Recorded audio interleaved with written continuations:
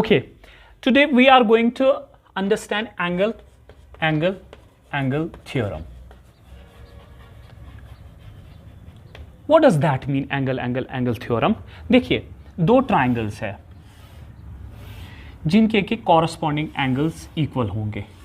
We have two triangles with their corresponding angles equal. Corresponding angles means to say this angle will be equivalent to this angle will be equivalent to this, and this angle equivalent to this. ठीक है. अब एक चीज है, इसमें ऐसे भी हो सकता है कि दोनों ट्राइंगल्स जो है कॉन्ग्रुएंट भी हो सकते हैं, लेकिन हम किस स्कीम के बेसिस पे चलेंगे? ऐसे चलेंगे कि ABC और DEF जो है दो ट्राइंगल्स है ऐसे कि AB जो है वो स्मॉलर देन DE है. तो इस थ्योरम को हम कैसे प्रूव करेंगे? Given we have in triangle ABC and DEF, corresponding angles are equal. Corresponding angles are equal. ये अंडरस्टैंडिंग है कि कॉरस्पॉन्डिंग एंगल्स मीन्स टू से टॉप एंगल इसके बराबर, जिस सीक्वेंस में मैंने ये लिखा ABC एंड DEF, यानी A बराबर है D को, B बराबर है E को और C बराबर है F को. अब इन दोनों को क्या करना है? What we have to prove? We have to prove that these two triangles are similar. Triangle ABC is similar to triangle DEF. अब हम तो डायरेक्टली ए से प्रूव नहीं कर सकते हैं कि ये दोनों आपस में सिमिलर है. एनीथिंग एल्स से हमें प्रूव करना है, फिर बाद में हमें ये आ जाएगा yes they are equivalent to each other. Say a theorem होती है. यहाँ पे मैं कंस्ट्रक्शन करूँगा. We have to do construction here. क्या करेंगे? Mark point P and Q on DE and DF respectively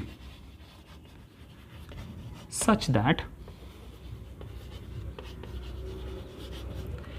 AB जो है वो बराबर आ जाएगा DP को और AC जो है वो बराबर आएगा DQ को.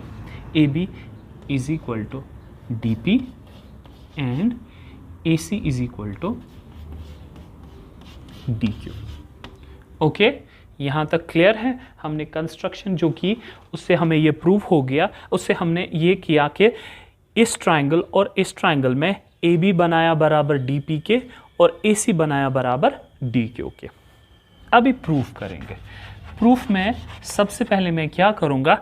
हम लेंगे इन ट्राइंगल ABC एंड DPQ. इन दो ट्राइंगल्स में अगर देखा जाए ABC एंड DPQ, AB बराबर है ना DP को, AB is equal to DP by construction. Angle A बराबर है एंगल D को, angle A is equal to angle D, ये गिवन है. Third, AC is equal to DQ, AC is equal to DQ, ये भी by construction है. तीन चीज़ें इन दो ट्राइंगल्स के दरमियान आ गई तो फिर क्या बोलेंगे? Both triangles are congruent. इतना आप कॉपी करो. बाय SAS कॉन्ग्रुएंसी या criteria both these triangles are congruent. अच्छा, अगर ये दोनों ट्राइंगल्स कॉन्ग्रुएंट है, मैं क्या करूँगा?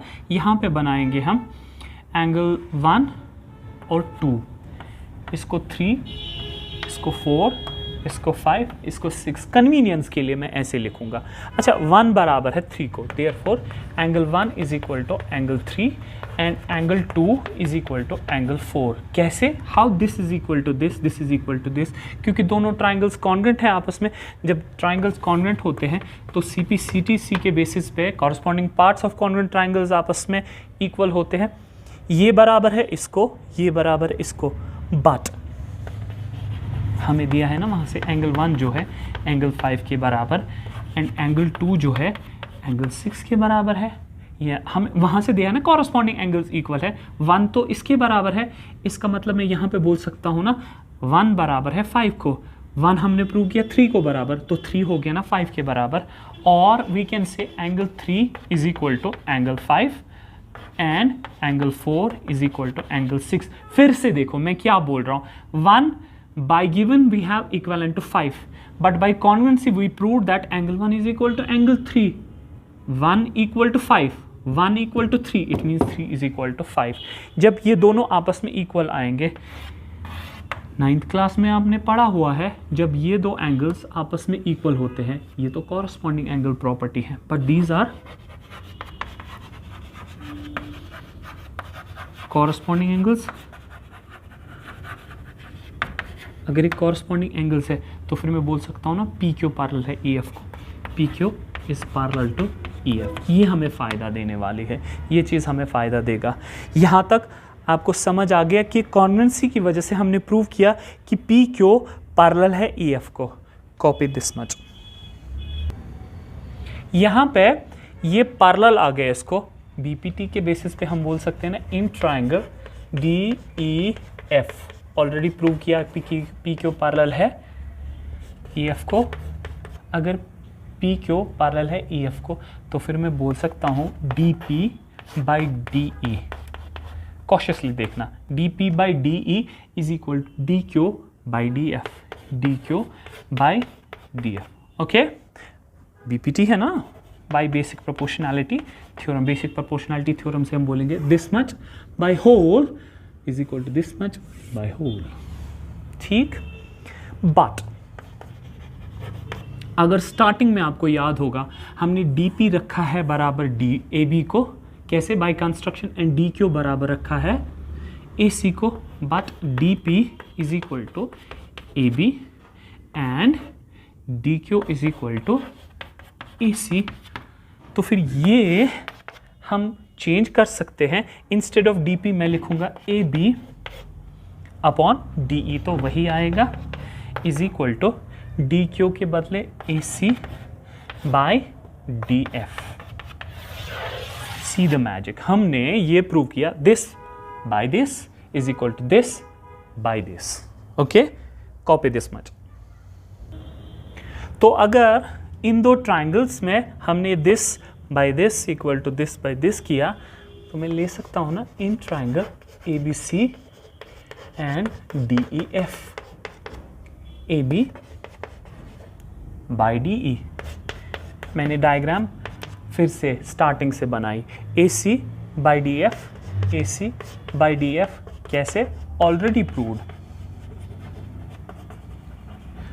और ए बराबर है डी को, angle A is equal to angle D, कैसे, ये गिवन है स्टार्टिंग में, this by this, this by this, और ये एंगल इक्वल है, तो फिर triangle A B C is similar to triangle D E F by side angle side similarity.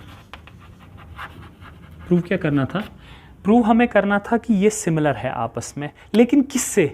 A theorem से नहीं, ए वहाँ से गिवन है।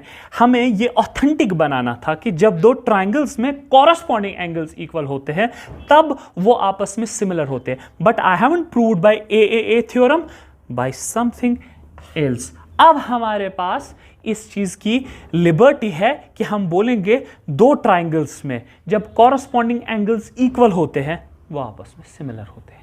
M I clear? Thank you very much.